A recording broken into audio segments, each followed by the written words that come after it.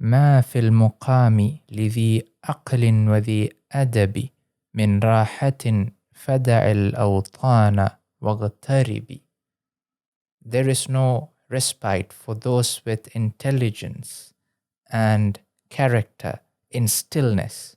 So leave the cities and become strangers. سافر تجد عوضا عمن تفارقه وانسب فإن لذيذ العيش في النصب. Travel and you will find replacement for what you leave, and tire yourself, for the sweetness of life is in hard work. إني رأيت وقوف الماء يفسده إن صاح طاب وإن لم يجري لم يطب. I have seen that stagnation of water spoils it, and if it flows, it becomes pure, and if it doesn't flow, then it is not pure.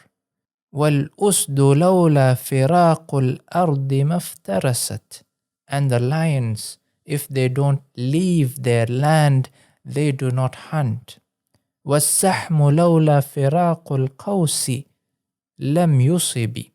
And if the arrows don't leave the bow, they cannot strike their target. وَالشَّمْسُ لَوْ وَقَفَتْ فِي الْفُلْكِ دَائِمَةً.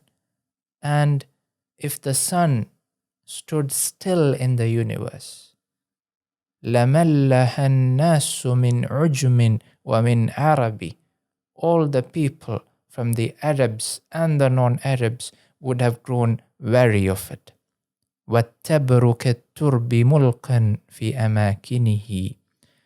And gold, in the places where it is plenty, before it is extracted, it is only dust.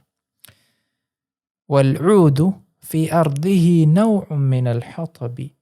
And the oud, the bukhur, in the land where it is present, where it is plenty, it is just another type of wood. فَإِن تَغَرَّبَ هَذَا عَزَّ مَطْلَبُهُ. And if this gold, it is taken afar, if it is extracted, then it becomes sought after. وَإِن تَغَرَّبَ ذَاكَ عَزَّ كَالذَّهَبِ. And if this oud, it is taken afar, then it becomes precious like gold. What is not known much about Imam Shafi'i is that he was one of the giants of the Arabic language, and he is considered an authority in the Arabic language.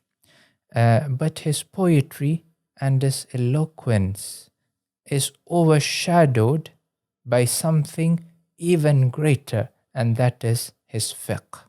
Imam Ahmad said about him, كان الشافعي من أفصح الناس وكان مالك يعجبه قراءته لأنه كان فصيحا. الشافعي was the most eloquent of people, and Malik used to be impressed by his reading because he was eloquent. He also said, كلام الشافعي في اللغة حجة. The words of Shafi'i with regards to the Arabic language is considered an authority. Shafi'i says about himself, حفظت القرآن وأنا ابن السبع. I memorized the Quran when I was 7 years old. وقرأت الموطأ وأنا ابن 10 سنين. And I read the Muwatta when I was 10 years old. وأقمت في بطون العرب 20 سنة آخذ أشعارها ولغاتها. And I stayed with the Arabs for 20 years, taking their poetry and their language. Imam Shafi'i stayed with the tribe of Hudayl for 20 years, perfecting the Arabic language. And this is one of the reasons behind his eloquence. People would come to the lessons of a Shafi'i, and they would not be from the people of fiqh. They would say, we have come to listen to the language of a Shafi'i. Now let's talk about the poetry of Imam Shafi'i. Something quite remarkable is that despite the command he had over the Arabic language, we find that his poetry and his writing is quite simple if you compare it to something like the Mu'allaqat or the poetry of Jahiliyyah, for instance. And there is a reason behind this. Rabi' ibn Salman, one of his students and his narrators, he says, if Imam al-Shafi'i wrote his books in the Arabic he used to speak to us in, when he used to debate us, no one would have understood him because of the power of his language, because of the words he would use. But when he wrote his books, he used to make an effort to simplify his language so that they are more accessible to the people. And that is why his poetry is simple but at the same time elegant. يخاطبني السفيح بكل قبح فأكره أن أكون له مجيبا. The fool speaks to me with every indignity, and I hate to be one who answers him. يزيد سفاهة فأزيد حلما. He increases in foolishness, and I increase in forbearance. كعود زاده الإحراق طيبا. Like burning the oud increases its fragrance. He was asked, كيف شهوتك للأدب? How is your desire towards Arabic literature? He said, أسمع بالحرف منه ما لم أسمعه فتود أعضائي أن لها أسماعا فتنعم به.